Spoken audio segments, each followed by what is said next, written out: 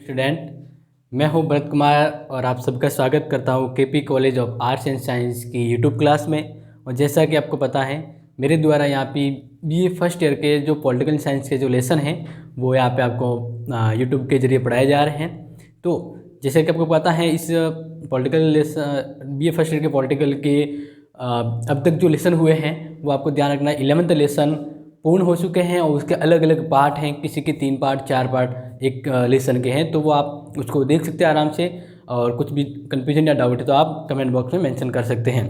तो चलिए आज स्टार्ट करते हैं अपना नया लेसन। और नया लेसन अपना है, ये है 12th न्याय की अवधारणा। और न्याय की अवधारणा के 2 पार्ट होंगे, आज फर्स्ट होगा और एक जो नेक्स्ट होगा, यानी 2 पार्ट में ये लेसन है वो कंप्लीट हो जाएगा। तो देखिए, न्याय की धारणा हम ये स्टार्ट कर रहे हैं। न्याय की धारणा, तो आपको पहले समझना है कि न्याय की धारणा का मतलब क्या है, कि न्याय क्या है, इसके बारे में आप क्या समझते हैं और प्राचीन विद्वानों ने इस न्याय के बारे में क्या समझा, उन्होंने क्या विचार दिए हैं, वर्तमान में न्याय का क्या किस तरह का भूमिका है, ठीक है ना। तो इस बारे में हम पढ़ेंगे, न्याय के रूपों को विभिन्न रूप में हम समझेंगे। तो चलो स्टार्ट करते हैं कि न्याय की धारणा। तो देखिए, कौटिल्य के एक वक्तव्य से हम स्टार्ट करते हैं। समस्त सांसारिक जीवन का मूल आधार दंड शक्ति होता है। समस्त सांसारिक जीवन का मूल आधार क्या होता है? दंड शक्ति। तो दंड शक्ति का मतलब यहाँ पे शक्ति से है कि जब कोई व्यवस्था अगर नियमित नहीं है तो उसे दंड व्यवस्था एक शक्ति प्रदर्शन के द्वारा उसका जो लेवल है उस मानव समाज का वो सही विकसित किया जा सके। तो अब ये तो कौटिल्य के द्वारा विचार दिया है शक्ति के ऊपर, तो इसको आगे हम समझते हैं। तो ध्यान रखना है कि अगर किस तरह से न्याय के बारे में विचार हैं, तो हम स्टार्टिंग के कुछ विद्वानों के उनके पॉइंट के बारे में चर्चा करें। तो देखिए, प्रारंभिक काल से लेकर अब तक राजनीति विज्ञान विषय के विद्वानों द्वारा शक्ति के महत्व को स्वीकार किया गया है। अलग अलग विद्वानों शक्ति के बारे में अपने विचार अलग अलग रूप में दिए हैं। भारत में राजनीति विज्ञान के जनक, आपको यहाँ पे ध्यान रखना है कि भारत की हम बात करें कि भारत में राजनीति विज्ञान में शक्ति के जनक कौन कौन, तो हम यहाँ पे इसके बारे में यहाँ पे चर्चा करेंगे। तो ध्यान रखना है कि भारत में राजनीति विज्ञान के जनक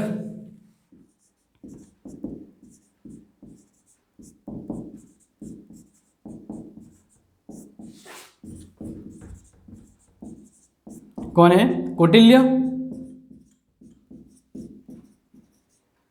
ठीक है ना, क्योंकि इन्होंने शक्ति के बारे में सबसे पहले विचार दिए हैं और राजनीति को संदर्भ में रखते हुए। तो इस तरह से कौटिल्य ने दंड शक्ति को शक्ति का पर्याय माना है, ठीक है ना। इन्होंने दंड शक्ति को ही शक्ति का पर्याय माना है। पर्याय का मतलब यहाँ पे है कि दंड शक्ति है वही शक्ति है। जैसे राज्य में अव्यवस्था है या कानून में लोगों को नियंत्रण में रखना है, अपराध कम करने हैं, तो इसके लिए दंड व्यवस्था बनाई जाती है कि और वो शक्ति के बल पे स्थापित होती है। तो इस तरह से कौटिल्य ने दंड शक्ति को ही शक्ति का पर्याय माना है, यानी शक्ति माना है। और ये पहले भारतीय विचारक के जिन्होंने शक्ति राजनीति विज्ञान के संदर्भ में शक्ति के बारे में बताया है। तो उनके विचार को आगे देखते हैं। राजनीति का मूल आधार है वो उन्होंने दंड शक्ति यानी इसको शक्ति के रूप में परिभाषित किया है। तो एक स्थान पर वे लिखते हैं, जैसे मैंने सबसे पहले स्टार्टिंग में बताया था कि समस्त सांसारिक जीवन का मूल जो आधार है, ठीक है ना, वो दंड शक्ति है। क्योंकि इस सांसारिक जीवन को आधार प्रदान करना, व्यवस्थित बनाने का कार्य है वह कहीं ना कहीं दंड शक्ति के नियमन से होता है। तो इस तरह से कुछ एक जो विद्वान है जिसमें हम हाईलाइट में सिर्फ कौटिल्य की बात हमने यहाँ पे की है। तो देखिए, वस्तुतः समस्त भारतीय साहित्य दंड शक्ति के महत्व से भरा हुआ। आप जब भी भारतीय साहित्य के किसी भी विषय को देखोगे, समझोगे, पढ़ोगे, तो उसमें दंड शक्ति का कहीं ना कहीं प्रभाव हो रहा है। और वहाँ उस दंड शक्ति के द्वारा उस राज्य में व्यवस्थित शासन व्यवस्था हो रही है। तो वो दंड शक्ति ही एक शक्ति का रूप है, जो आप ग्रंथों में पढ़ते हैं या इतिहास में जिसमें पढ़ते हैं, तो वो शक्ति का प्रदर्शन वहाँ पे होता है। तो इसी तरह पाश्चात्य विचारकों के बारे में देखें, वेस्टर्न जो थिंकर है उन्होंने राजनीति के संदर्भ में किस तरह से हमने विचार दिया और शक्ति को कैसे समझा है। तो देखें, बेकर, सबसे पहले बेकर की बात करते हैं। तो बेकर ने लिखा है, राजनीति शक्ति से अपृथकनीय है। जो राजनीति है वह शक्ति से अपृथकनीय, यानी राजनीति के अंदर शक्ति शामिल है, ठीक है ना। तो ये बेकर का कथन है कि जो राजनीति है वह शक्ति से अलग नहीं है, वह एक पृथक्कनीय नहीं हो सकती, अलग नहीं हो सकती है, क्योंकि राजनीति में शक्ति है तभी राजनीति की जो व्यवस्था है वो चलेगी आगे। और कैटलिन की यहाँ पे मैं जो परिभाषा है वो अंडरलाइन यहाँ पे नोट करवाना चाहूँगा, क्योंकि इंपॉर्टेंट है, आप इसको जरूर नोट करें। तो कैटलिन ने क्या कहा है,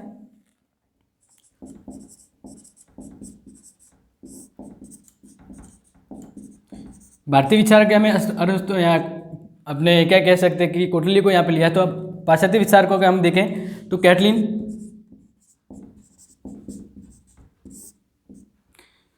ने कहा है कि जो राजनीति विज्ञान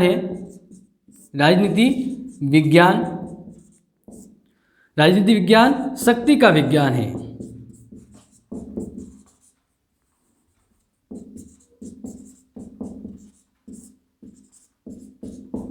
तो ये ध्यान रखना है, ठीक है ना। तो ये जो बात है वो एक तरह से बहुत ही इंपॉर्टेंट है, या शक्ति के बारे में हाईलाइट हो रही है, तो आपको ध्यान रखना है। कैटलिन ने कहा है कि राजनीति विज्ञान शक्ति का ही विज्ञान है। राजनीति जो हम पढ़ते हैं कहीं ना कहीं दो वर्गों के बीच, दो समुदायों के बीच, दो समाज के बीच, दो राज्यों के बीच कहीं ना कहीं झगड़े हो रहे हैं, और वहाँ पे किसी न किसी बात को शक्ति को लेकर वर्चस्व हो रहा है, भले सरकार को देखे, नागरिकों या किसी को भी देखे, तो वो शक्ति को लेकर वर्चस्व और संघर्ष है। और यही जो बात है वो यहाँ पे एक तरह से पूर्ण रूप में यहाँ पे कैटलिन कह रहे हैं कि राजनीति विज्ञान में जो है वो क्या है, एक तरह से शक्ति के विज्ञान की तरह ही है, यानी राजनीति विज्ञान शक्ति का विज्ञान है। तो आगे देखें, इसी तरह ब्रिस्टल रसल ने शक्ति को समाज की मूलभूत अवधारणा माना है, ठीक है ना। हम यहाँ पे रसेल की बात करें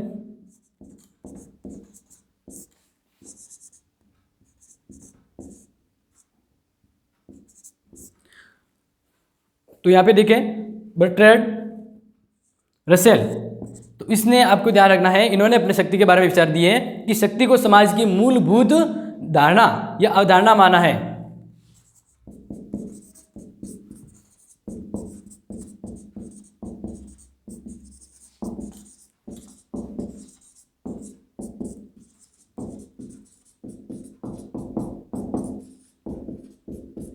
तो ये इंपॉर्टेंट और ध्यान रखना है, ठीक है ना। तो यहाँ पे यही बात कर रहे हैं कि शक्ति को समाज की मूलभूत धारणा माना है, वो है बर्ट्रैंड रसेल। उन्होंने कहा है कि समाज में कहीं न कहीं शक्ति व्यवस्था होने से समाज है वो पूर्ण रूप में सही दिशा में आगे बढ़ता है, सभी का विकास और सभी नियंत्रित रहते हैं। तो ये समाज में शक्ति होना और एक आधार है समाज का, ये बात कही है बर्ट्रैंड रसेल ने। तो ध्यान रखना है। तो इस तरह से ये अलग अलग विद्वानों, जब भारतीय विद्वान के बारे में बात करें या फिर वेस्टर्न थिंकर, तो कुछ जो हाईलाइट है उनको मैंने यहाँ पे नोट किया है, ताकि आपको ये जो सिंपली जो इसके बारे में विचार है इनके आपको ध्यान रहे। आगे देखें कि राजनीति विज्ञान में शक्ति की धारणा को समझना इसलिए भी आवश्यक है। अब जैसे आपको ये समझ में आ रहा था, हम ये राजनीति विज्ञान में जो शक्ति तत्व है और शक्ति की तो अवधारणा है क्यों समझ रहे हैं, ये क्यों जरूरी है राजनीति विज्ञान में शक्ति की जो धारणा है, शक्ति जो एक कह सकते विचार है, इसको समझना क्यों जरूरी है। तो देखना है कि राजनीति विज्ञान में शक्ति की धारणा को समझना इसलिए आवश्यक हो जाता है कि इस संबंध में जो कुछ कन्फ्यूजन है कि शक्ति क्या है, कोई व्यक्ति अलग विचार देता है, कोई नकारात्मक विचार भी देता है, तो इसलिए ये जो मिथ्या है, जो भ्रम है, उसको दूर करने के लिए हम शक्ति की अवधारणा को इस राजनीति विज्ञान में समझते हैं। तो इस बारे में लॉर्ड एक्टन का प्रसिद्ध एक कथन है, वो देखिए, शक्ति भ्रष्ट करती है। शक्ति क्या करती है? भ्रष्ट करती है, और निरंकुश शक्ति पूर्णतः भ्रष्ट कर सकती है। अब यहाँ पे ये जो बात है, एक तरह से ये आपको समझाते हुए मुझे एक एग्जाम्पल याद आ गया, ठीक है ना।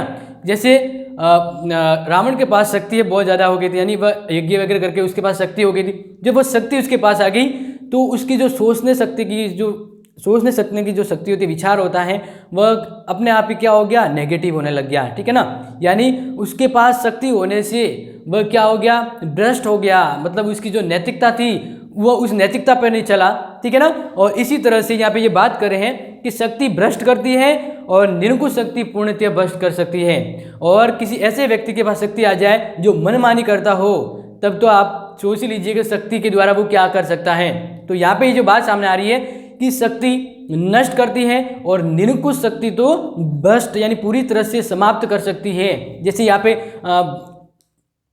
रावण की जैसे मैंने बात की तो सिंपल था, लेकिन जब उसके पास शक्ति आ गई तो वह अपने आप ही एक तरह से क्या हो गया? घमंडी हो गया। ठीक है ना। तो घमंडी होने से यहाँ पे ये बात की जा रही है कि शक्ति ने उसको भ्रष्ट बना दिया और भ्रष्ट होते ही वह निरंकुश हो गया और अनैतिक होने के साथ ही एक ऐसा समय आया कि उसका समूल ही नाश हो गया। तो शक्ति को यहाँ पे कहते हैं ना कि शक्ति को संभालने की जो काबिलियत है वह किसी विशेष व्यक्ति के पास होनी चाहिए। अगर वह उसको नहीं संभाल पाता है तो इससे अनर्थ होने की संभावना ज़्यादा रहती है। तो यहाँ पे ये शक्ति के बारे में जो विचार है उसको हम यहाँ पे इसलिए समझ रहे हैं ताकि शक्ति के संदर्भ में कुछ ऐसी कन्फ्यूजन से वो आप क्लियर हो जाए कि एक तो शक्ति को नेगेटिव रूप में अपनाए तो क्या होता है और उसको इस समाज के हित में ले तो किस तरह की संभावना होती है। तो ये जैसे हमने समझा है कि शक्ति के इस तत्व को अलग मतलब समझने के लिए बहुत ही जरूरी है। तो यहाँ पे देखें, शक्ति के बिना किसी भी प्रकार की सामाजिक व्यवस्था की कल्पना नहीं की जाती, क्योंकि समाज को जोड़े रखना, एक तरह से उससे जो अपराध दूर रखना, तो उस व्यवस्था के दंड व्यवस्था यानी शक्ति का प्रयोग जरूरी है। केवल शक्ति ही अति या शक्ति के दुरुपयोग के साथ ही भ्रष्टाचार को जोड़ा जा सकता है। तो अब यहाँ पे ध्यान रखना जरूरी है कि शक्ति कब गलत हो सकती है, जब वह निरंकुश हो जाए या किसी ऐसे व्यक्ति के हाथों में शक्ति आ जाए जो मनमानी करे, जिसका नैतिकतापूर्ण व्यवहार न हो, तब वहाँ पे शक्ति है वह अनैतिक रूप में या गलत हो सकती है। तो शक्ति का मतलब वो उस व्यक्ति के आचरण पर निर्भर करता है कि किस तरह की शक्ति और व्यवहार होगा, उसमें किस तरह के समाज में ये इसका रूप बनेगा, ठीक है ना। तो शक्ति के संदर्भ में ये समझना जरूरी है। नेक्स्ट हम जब आगे देखें, जैसे हमने समझ लिया है कि शक्ति और शक्ति के द्वारा कहीं ना कहीं राज्य में न्याय भी स्थापित होता है, शक्ति महत्वपूर्ण है। तो इसको देखें आगे कि अब ये तो हमने कुछ एक विद्वानों की कल्पना पढ़ी है उनके, फिर ये समझा है कि शक्ति किस लिए जरूरी है, क्योंकि हमें इनके सर में जो भ्रम और मिथ्या है इसको दूर करना है कि वास्तव में शक्ति क्या है।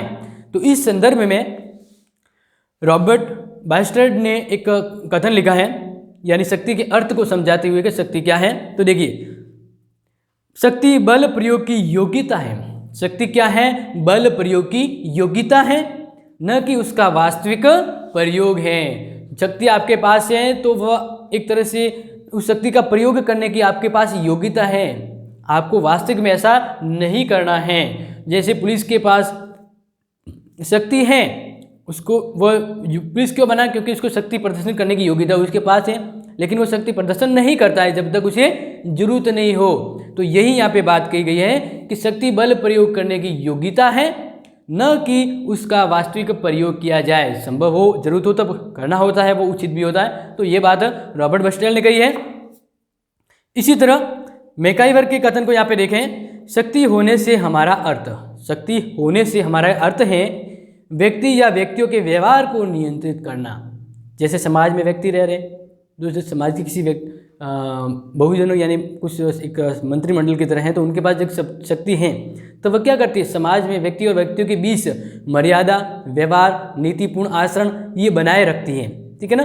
तो यहाँ पे यही बात आ रही है कि शक्ति होने से हमारा अर्थ व्यक्ति और व्यक्तियों के व्यवहार को नियंत्रित करना, विनियमित करने और निर्देशित करने की क्षमता होती है। समाज को सही दिशा में ले जाने का जो एक तरह से पावर है वो शक्ति कहलाती है, और ये शक्ति का सही और सकारात्मक रूप है जो समाज और व्यक्ति के हित में होता है और व्यक्तियों के बीच जो गतिरोध इसको दूर करने के लिए होता है। तो ये बात मैकाइवर ने की है, तो आपको इसको ध्यान रखना है। नेक्स्ट देखिए, मॉर्गनथाउ ने शक्ति के बारे में अपने विचार किस तरह से दिए हैं। तो शक्ति का प्रयोग करने वाले तथा उनके बीच जिन पर उसे लागू किया जाता है, जो शक्ति का प्रयोग कर रहा है और जिनके ऊपर ये शक्ति प्रदर्शन हो रहा है, यानी जो शक्ति के अनुकूल होंगे, जो शक्ति के अंदर अंतर्गत आ रहे हैं, ठीक है ना। तो जिन पर ये शक्ति लागू की जा रही है उनके बीच में एक संबंध होता है, मनोवैज्ञानिक संबंध, कि शक्ति जो शक्ति का प्रभाव, यानी जिसके पास शक्ति है वो शक्ति के द्वारा जिसको नियंत्रण में कर रहा है, यानी जो लोग इस शक्ति के नियंत्रण में आ रहे हैं, तो इन दोनों के बीच एक साइकोलॉजी, एक फैक्ट बन जाता है कि हाँ ये इनके पास शक्ति तत्व है और हमें इसको देखते हुए मर्यादित होना, व्यवहार में रहना है। तो ये कहीं ना कहीं एक इसी तरह की जब व्यवस्था चलती है तो माइंड में एक साइकोलॉजी बन जाती है, एक विचार बन जाता है, ठीक है ना। जैसे गब्बर आ जाएगा, तो ये जो छोटे बच्चे जब देखते हैं तो जब ये उनको पता है कि गब्बर क्या था, उनका शक्ति यानी वो किस तरह का व्यवहार कर सकता है, तो ये एक तरह से पहले ही किसी के मन में एक साइकोलॉजी फिट हो जाती है। तो एक तरह से शक्ति एक प्रभाव की तरह भी होती है, ये आपको ध्यान रखना है। तो आगे देखें, शक्ति में वह प्रत्येक तत्व सम्मिलित है जिसके माध्यम से व्यक्तियों पर नियंत्रित स्थापित किया जाता है। शक्ति में वह सब कौशल सामर्थ्य होता है जिसके द्वारा व्यक्ति और समाज को नियंत्रित किया जा सकता है एक लोक कल्याणकारी व्यवस्था स्थापित करने के लिए, और उसे बनाए रखा जाता है। और ये इस यानी कि कोई भी व्यवस्था है उसको नियंत्रण में तो रख दिया, लेकिन इसको कंटिन्यू रखना वो तब शक्ति की जरूरत पड़ती है, क्योंकि शक्ति होने से वह व्यवस्था कंटिन्यू इसी तरह की बनी रह सकती है। तो ये जो महत्वपूर्ण परिभाषा है जो हम यहाँ पे अर्थ हैं विद्वानों के पढ़ रहे हैं, एक है अर्गेंसी की जो यहाँ पे लास्ट, और मैं चाहता हूँ कि इनको नोट कर लूँ ताकि आप इसको विशेष तौर पर ध्यान रखें, नोट करें। अर्गेंसी की ने इसके बारे में क्या कहा है,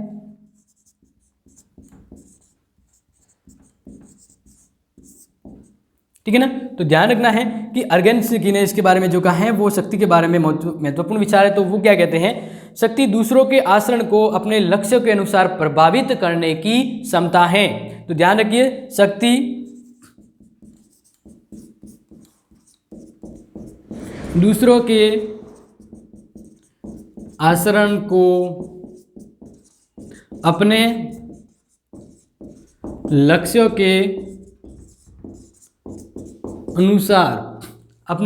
के अनुसार प्रभावित करने की क्षमता है।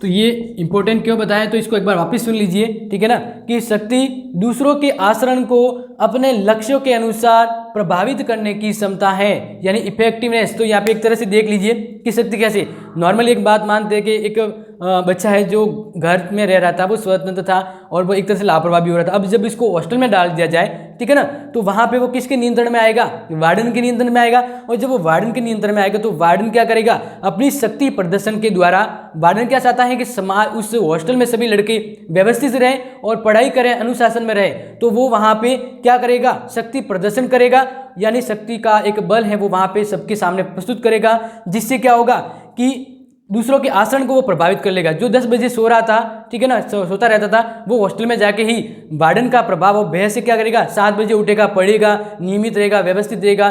तो इस तरह से शक्ति दूसरों के आचरण, उस बच्चे का आचरण बदल दिया, और जो वार्डन चाहता था क्या कि बच्चे सही हो जाए, यानी वार्डन ने अपने लक्ष्यों के अनुसार क्या किया, उसको प्रभावित कर दिया। और ये जो क्षमता वार्डन के पास होती है वही क्या है, शक्ति है। तो इस तरह से आपको समझना है, और ये बहुत ही अच्छी डेफिनेशन है कि शक्ति दूसरों के आचरण को अपने लक्ष्यों के अनुसार प्रभावित करने की एक क्षमता है, सामर्थ्य है, यानी पावर है, ठीक है ना।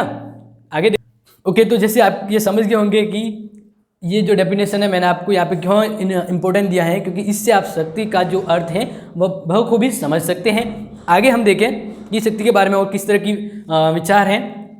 तो देखिए, शक्ति के बाद में हम यहाँ पे एक महत्वपूर्ण है जो समझना है कि शक्ति में कहीं ना कहीं प्रभाव होता है, इफेक्ट होता है जो दूसरों के ऊपर पड़ता है, ठीक है ना। तो यहाँ पे किस तरह से है, तो इसको और अच्छे से देखिए कि शक्ति और प्रभाव एक ही है, और कुछ परिस्थितियों में ये सत्य होता है कि, लेकिन सभी परिस्थितियों में सभ्य नहीं। शक्ति और प्रभाव एक ही होते हैं, यानी शक्ति के द्वारा प्रभाव पड़ता है, लेकिन हर जगह ये संभव नहीं है। कुछ एक बातों में शक्ति और प्रभाव दोनों एक ही प्रतीत होते हैं, लेकिन कहीं इसका अलग विभेद दिखने को मिलता है। तो इसको यहाँ पे अगर देखें तो किस तरह से, तो शक्ति और प्रभाव एक ही व्यक्ति में पाए जा सकते हैं। शक्ति और प्रभाव एक ही व्यक्ति में होते हैं। अब वो कैसे होते हैं इसको यहाँ पे समझना है कि जैसे हिटलर और चंगेज खां को देखें, हिटलर और चंगेज खां, हिटलर वेस्टर्न जो है शक्तिशाली शासक था, चंगेज खां जो इस चीन या उसके ऊपर की जो व्यवस्था वहाँ का प्रमुख शासक था। तो इनके पास शक्ति थी, क्या था, शक्ति, और जब वे रहे तब शक्ति के बल पर उन्होंने पूरे राज्य को कंट्रोल में रखा, ठीक है ना, अपनी व्यवस्था अपने अकॉर्डिंग उसने राज्य को बनाया। लेकिन वो गए तब उनकी शक्ति भी समाप्त हो गई और उनका कोई प्रभाव ही नहीं रहा। यानी ये होता है कि शक्ति के बाद क्या होता है कि समाज में उसकी छाप पड़ जाती है, उसका डर फिर भी बना रहता है, तो वो कहलाता है प्रभाव, ठीक है ना। तो इस तरह से यहाँ पे हम बात कर रहे हैं कि शक्ति, तो शक्ति का एग्जाम्पल है हिटलर और चंगेज खां जो केवल शक्ति के प्रतीक है, लेकिन प्रभाव को समझाना चाहे तो दो व्यक्ति और हम यहाँ पे समझते हैं, नेपोलियन और लिंकन। तो नेपोलियन और लिंकन जिनके पास शक्ति भी थी, लेकिन उनकी शक्ति के द्वारा उन्होंने समाज में इस तरह की व्यवस्था बनाई इस तरह का नियंत्रण रखा, ठीक है ना, कि उनके शक्ति यानी वो चले गए, उनकी शक्ति समाप्त भी होगी, लेकिन उनका प्रभाव आज भी देखने को मिलता है कि वो किस तरह से थे, उनका क्या प्रभाव था, किस तरह का इफेक्टिवनेस था कि जब वो वहाँ पे हो तो शासन व्यवस्था कैसे हो, उसके आदेशों को कैसे पालन होता है और वो आज भी लागू होता है। जैसे हम समझते हैं, कभी कभी एग्जाम्पल देते हैं कि ये वो और ये ऐसे, नेपोलियन का और लिंकन की जैसे हम उसकी योग्यता, उसकी शक्ति के बल पर जो व्यवस्था हुई उसको आज भी याद करते हैं। तो इस तरह से यहाँ पे समझना है कि शक्ति और प्रभाव, यानी शक्ति होती है तब तो प्रभाव होता ही है, शक्ति के द्वारा दाग जमती है, लेकिन जब वो शक्ति देने वाला समाप्त हो जाता है तो उसका प्रभाव भी उसी समय अगर समाप्त हो जाए तो वो सिर्फ शक्ति होगी। और प्रभाव यानी व्यक्ति जिसका प्रभाव इतना हो कि शक्ति के बल पर उन्होंने राज भी किया लेकिन आज भी प्रभाव बना रहा। तो यहाँ पे ये समझना है कि शक्ति और प्रभाव एक होते हुए भी कभी कभी दोनों का अलग भी होना यहाँ पे देखा जाता है, क्योंकि जैसे आपको मैंने बताया था, या फिर एक बार ऐसे समझाते हैं कि नॉर्मली कोई भी सम्राट की बात करें, ठीक है ना, अलाउद्दीन की बात करें, तो अलाउद्दीन जो खिलजी था वह उस राज्य में आया तो उसने तहस नहस की और इसी तरह से वो शक्ति के बल पर राज्य जीत के गया। तो वो गया, साथ ही वो शक्ति भी उसके साथ चले गई, उसका कोई प्रभाव नहीं हुआ। अब जो जनता जैसी थी वापस वैसी होगी, लेकिन शक्ति के द्वारा प्रभाव बनता है, शक्ति यानी वो आया तो प्रभाव भी हुआ, शक्ति भी, प्रदर्शन भी हुआ, लेकिन कि यहाँ पे ये ध्यान रखना है कि ये जरूरी नहीं है कि शक्ति के बल पर ही वहाँ पे प्रभाव हो, बिना शक्ति के भी प्रभाव जमाया जाता है। जस्ट एग्जांपल गांधी जी को लीजिए, तो गांधी जी ने कोई शक्ति प्रदर्शन नहीं किया था, लेकिन आज भी हम उनके विचारों को मानते हैं, उनका प्रभाव है, उनका जो इफेक्ट है वो आज भी मनुष्य के मन मस्तिष्क पे है और आज भी उनके विचारों को मानते हैं। तो यहाँ पे ये जो गांधी जी के एग्जाम्पल से आपको समझना है कि यहाँ पे शक्ति नहीं हुई फिर भी प्रभाव हुआ है।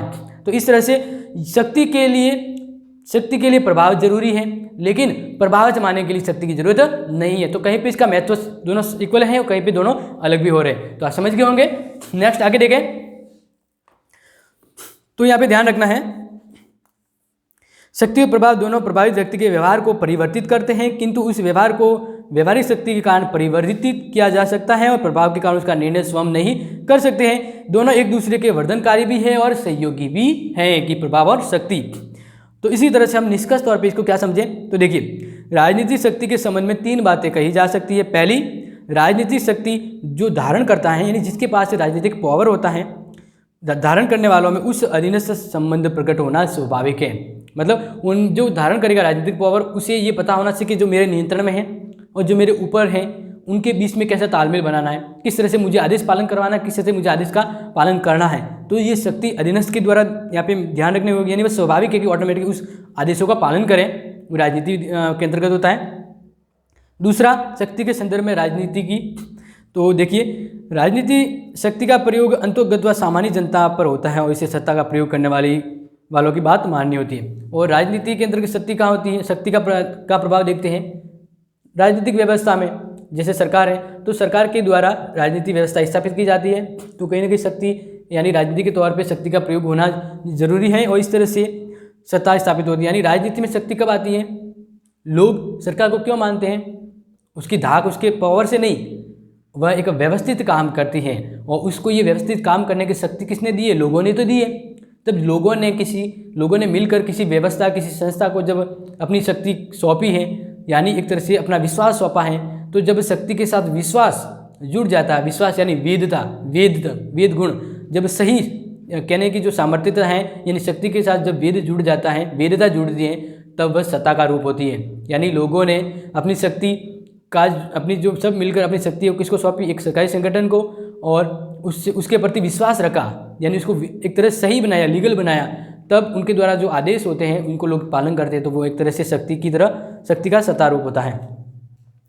तो अब हमने ये समझ लिया है कि शक्ति और शक्ति को किस तरह से महत्व है, शक्ति का यहाँ पे प्रभाव किस तरह से होता है। अब यहाँ पे थोड़ा सा एक और विस्तार से हम इसको समझना चाहें तो देखिए कि शक्ति, हम बात करें यहाँ पे कि जो शक्ति है उसका बल और प्रभाव और सत्ता में क्या भेद है। शक्ति का बल, प्रभाव और सत्ता, जो शक्ति है उसका बल से क्या किस प्रकार संबंध है, शक्ति का प्रभाव से किस प्रकार संबंध है और शक्ति का यहाँ पे सत्ता किस तरह से है, तो इनको यहाँ पे हम समझ रहे हैं। तो आपको ध्यान रखना है,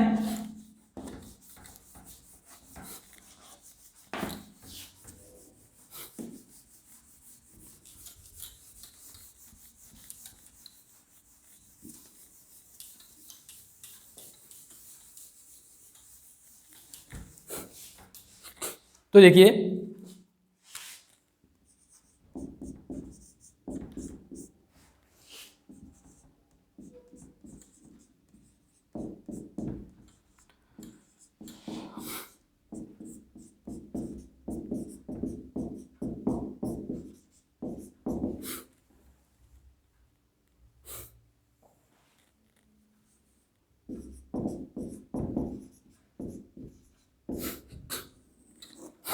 तो देखिए नेक्स्ट जो अपना जो स्टडी पॉइंट है, शक्ति का बल प्रभाव और सत्ता से भेद। शक्ति का बल प्रभाव और सत्ता से भेद, तो ये समझना है कि शक्ति किस प्रकार बल से अलग होती है, यानी शक्ति और बल को समझे तो दोनों किस प्रकार अलग है या इक्वल है। शक्ति और प्रभाव दोनों किस प्रकार अलग है, जैसे शक्ति को तो अभी ये प्रभाव को तो मैंने अभी बता ही दिया था गांधी जी के रूप में, और दूसरा सत्ता से किस प्रकार शक्ति अलग है और किस तरह से दोनों समान है। तो देखिए सबसे पहले हम पढ़ रहे हैं शक्ति और बल, ठीक है ना, यानी इंग्लिश ट्रांसलेशन कहें तो पावर एंड फोर्स। तो इन दोनों में क्या संबंध है, पावर होने से शक्ति फोर्स होता है, समझ रहे हैं ना। अब इसको राजनीति विज्ञान के संदर्भ में समझे तो किस प्रकार है, तो देखिए सामान्यतः शक्ति और बल को एक ही समझा जाता है कि जिसके पास शक्ति है वो बल लगा सकता है, उसके वो बल का प्रयोग कर सकता है। तो सामान्यतः क्या है कि ऊपरी तौर पे हम समझे तो दोनों एक ही होते हैं, लेकिन यहाँ पे एक वास्तविक तौर से और एक तरह से इसको डीप में जाके समझे तो क्या है, तो देखें किंतु वास्तव में दोनों में अंतर है। दोनों में क्या है, अंतर है। अब वो किस तरह से है, तो देखिए शक्ति बल का प्रयोग नहीं है।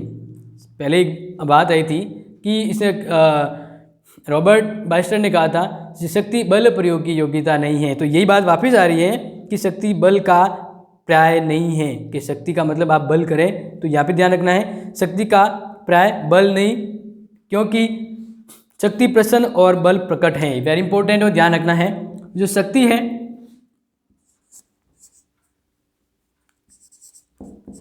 वो प्रसन्न बल होता है।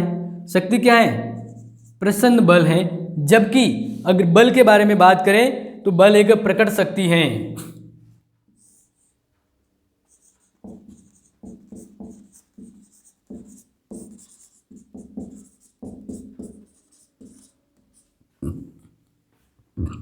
तो यहाँ पे ध्यान दें कि हम इनको अलग अलग समझने की कोशिश कर रहे हैं, क्योंकि दोनों अलग हैं। नॉर्मली तो दोनों को एक ही मानते हैं, लेकिन जब हम राजनीति विज्ञान के स्टूडेंट हैं तो हमें इनके बारे में सही से जानकारी प्राप्त होना जरूरी और आवश्यक है। तो देखिए शक्ति प्रसन्न बल है, जबकि बल प्रकट है। मतलब प्रसन्न का यहाँ पे मतलब है अप्रकट,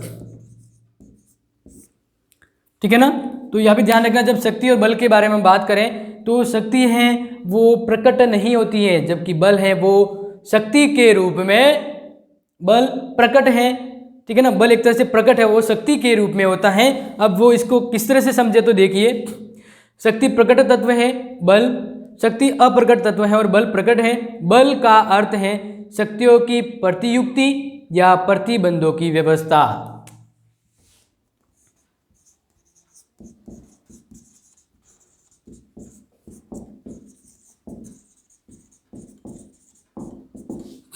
प्रतिबंधों की व्यवस्था, जिसमें साधारण जुर्माने से लेकर प्राणदंड या मृत्यु शामिल है।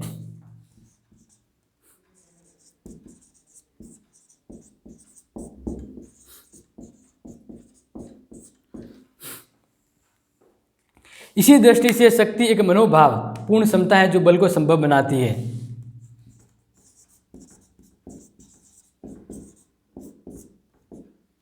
मनोभाव है और पूर्ण क्षमता,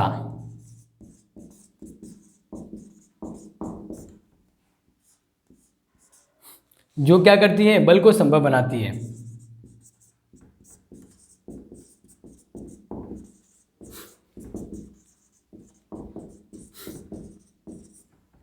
अब यहां पे इसको अच्छे समझ लीजिए। देखो शक्ति क्या है, अप्रकट बल है, यानी एक तरह से हिडन पावर कह सकते हैं।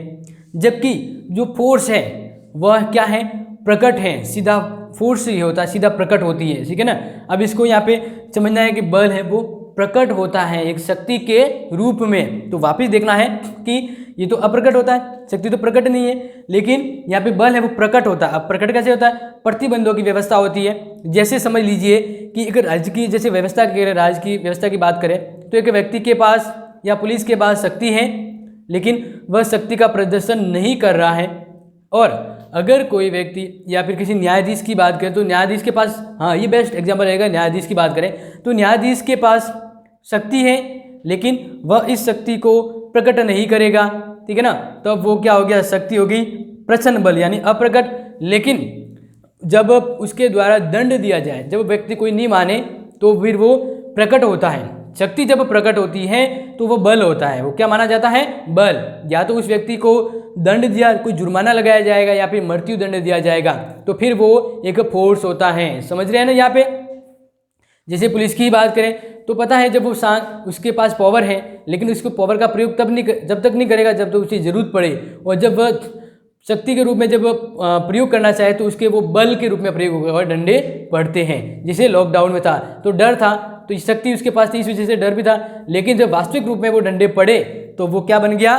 बल बन गया। तो शक्ति अप्रकट है जबकि बल क्या होता है? प्रकट होता है। समझ गए होंगे आप। तो आगे देखें, रॉबर्ट बास्टेल के अनुसार शक्ति बल प्रयोग करने की योग्यता है। जो मैंने पहले ही आपको बताया था, ये डेफिनेशन आई हुई है, पहले वापस दोहरा दे रहा हूँ। शक्ति बल प्रयोग करने की योग्यता है, न कि उसका वास्तविक प्रयोग किया जाए। वापस इम्प्लीमेंट यानी वास्तविक रूप में नहीं होना चाहिए।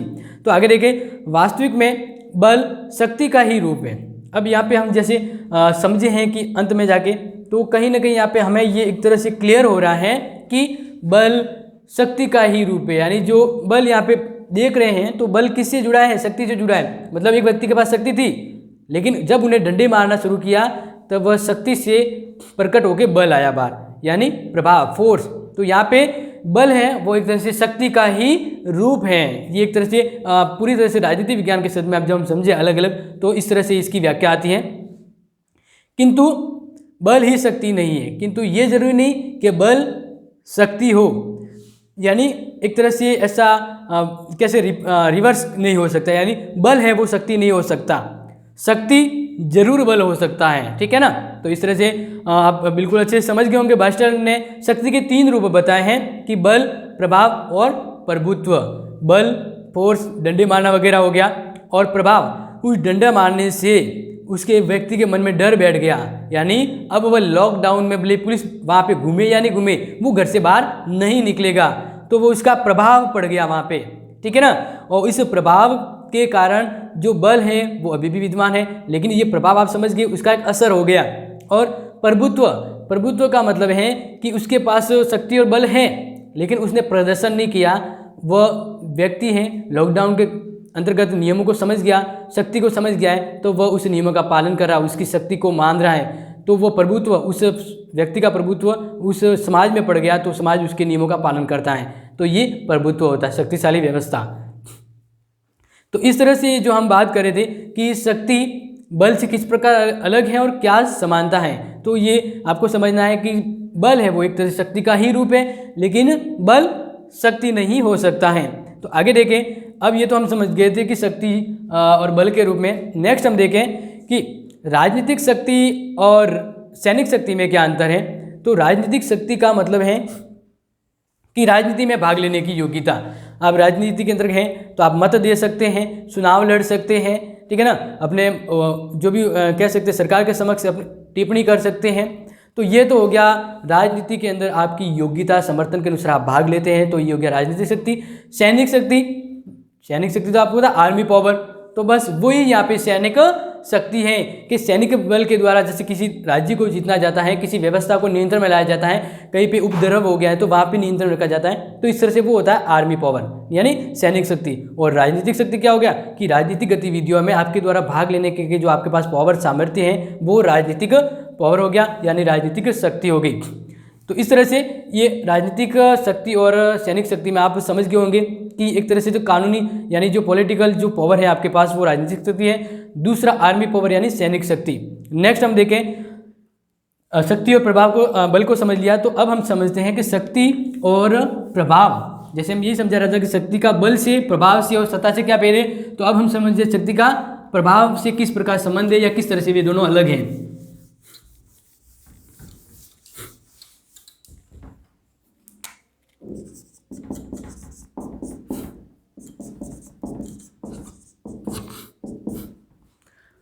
तो यहाँ पे हम बात कर रहे हैं, यहाँ पे एक तरह से दो व्यक्तियों को मैं यहाँ पे इंगित करना चाहूँगा जिसके आपको समझना है, ठीक है ना। तो देखिए दो व्यक्ति के रूप में नॉर्मली हम बात लेते हैं हिटलर, दूसरी बात ले लें गांधी जी।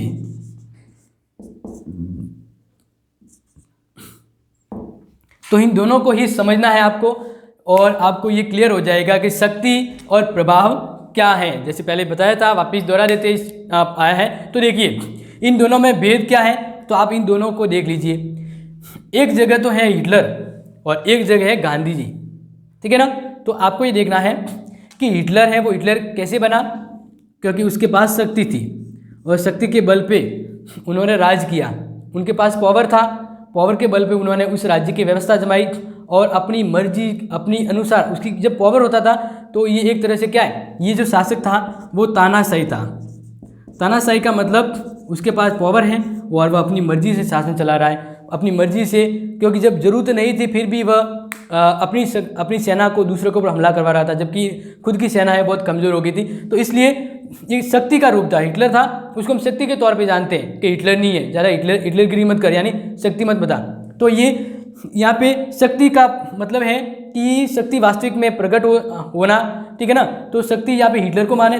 दूसरा गांधी जी, तो अब यहाँ पे जब शक्ति थी तब तो हिटलर था, उसके बाद पावर था, तब तो इसकी हिटलरगिरी बनी रही, लेकिन जैसे ही मरा तो उसकी शक्ति भी सांस चली गई और समाज में उसका कोई प्रभाव नहीं रहा।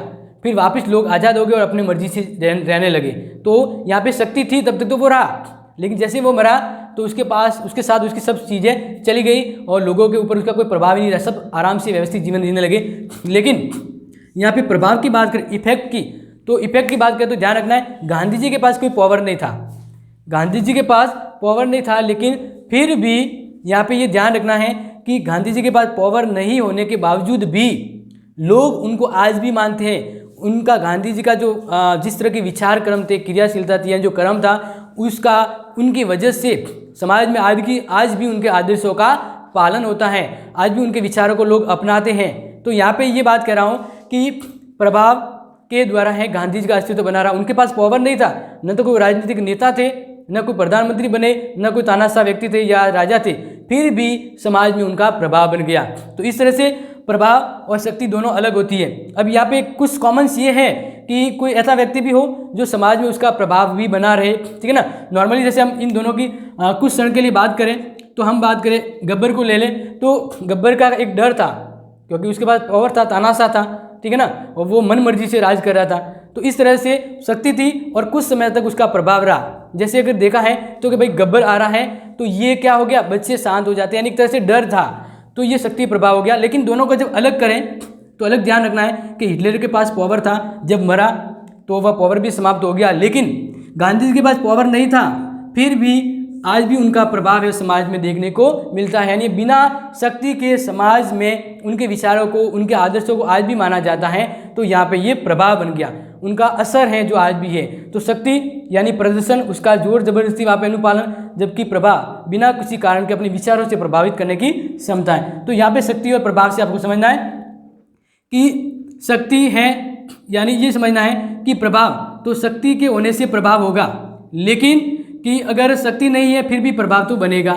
यानी शक्ति के लिए प्रभाव जरूरी है, लेकिन प्रभाव के लिए शक्ति की जरूरत नहीं होती है। बिना शक्ति के भी प्रभाव समाज में हो जाता है, क्योंकि गांधी जी के पास शक्ति नहीं थी फिर भी प्रभाव था। तो इस तरह से ये दोनों में समानता है। और इसमें असमानता क्या है, यानी दोनों में फर्क क्या है, तो देखिए शक्ति दमनात्मक होती है। शक्ति दमनात्मक यानी कोई व्यक्ति नहीं मान रहा है तो उसको जबरदस्ती मनवाया जाता है, तो ये दमन करने का पावर हो गया शक्ति। जबकि प्रभाव होता है वह एक साइकोलॉजी इफेक्ट होता है। जैसे गांधी जी के विचार है वो दिमाग में आ गए लोगों के, तो ये साइकोलॉजी चेंज हो गई।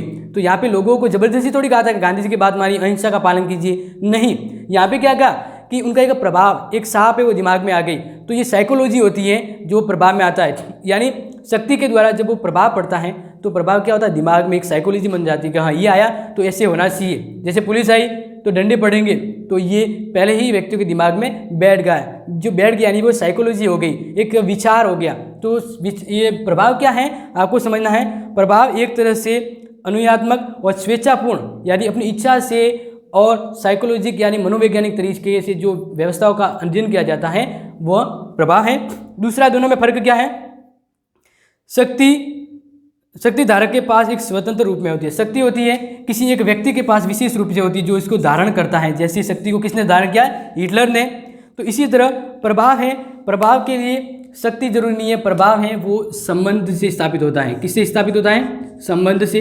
जैसे गांधी जी के पास शक्ति नहीं थी, लेकिन लोग उनके विचारों को क्यों मानने लगे, क्योंकि गांधी जी को कहीं ना कहीं अपने से रिलेटेड मानते हैं। वो समझते हैं कि गांधी जी जाने पहचाने, यानी एक तरह से शक्ति होती है वह अनोन होती है।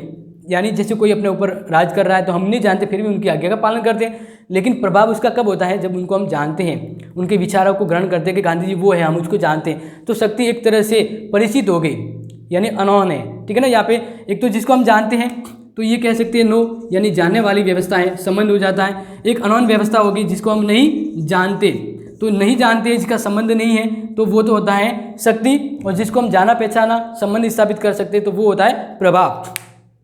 दूसरा देखें, शक्ति अप्रजातांत्रिक है। वेरी इंपॉर्टेंट, दोनों में फर्क आपको समझना है कि जो शक्ति है वह क्या है, अप्रजातांत्रिक है।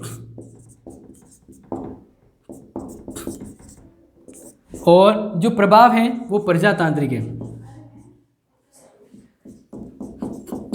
यानी शक्ति है, जैसे वर्तमान में देखिए जो भारतीय शासन व्यवस्था है वो क्या है, प्रजातांत्रिक है। प्रजातांत्रिक यानी एक लोकतंत्रीय व्यवस्था है। तो यहाँ पे शक्ति की जरूरत नहीं है, शक्ति प्रदर्शन की जरूरत नहीं है, क्योंकि ये यहाँ पे कंफ्यूजन ये मतलब बताया गया है कि शक्ति है वो कहाँ पे संभव होती है या कहाँ पे वो ज़्यादा पाई जाती है, जहाँ पर व्यवस्था कैसी हो, अप्रजातांत्रिक हो, यानी लोकतंत्र नहीं हो, जहाँ पे व्यक्ति जंगलों की तरह एक खुले विचरण वाले हैं तो फिर उनके ऊपर शक्ति प्रदर्शन होता है। लेकिन जहाँ पे शासन व्यवस्था कैसी हो, प्रजातांत्रिक यानी लोकतंत्री हो, लोगों के द्वारा बनाई गई शासन व्यवस्था हो, लोग उनकी शासन व्यवस्था को बनाए, जैसे भारतीय शासन व्यवस्था, तो वहाँ पे प्रभाव होता है।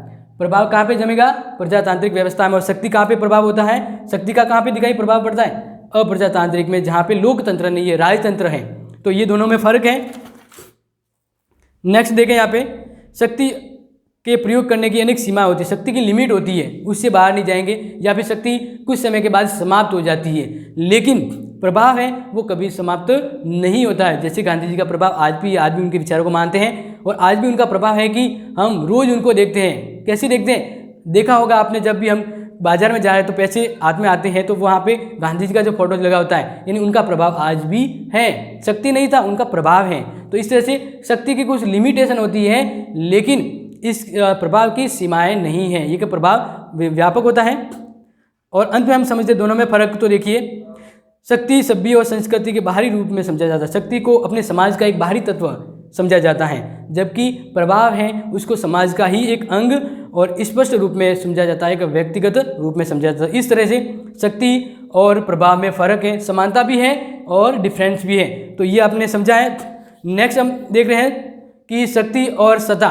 तो ये हम अगला जो सेशन होगा इस क्लास का तब पढ़ेंगे, यानी सेकंड पार्ट 12th लेसन का होगा, तब देखेंगे। तब तक आप जो पढ़ा है उसको समझिए और ध्यान रखिए। Thank you, have a nice day.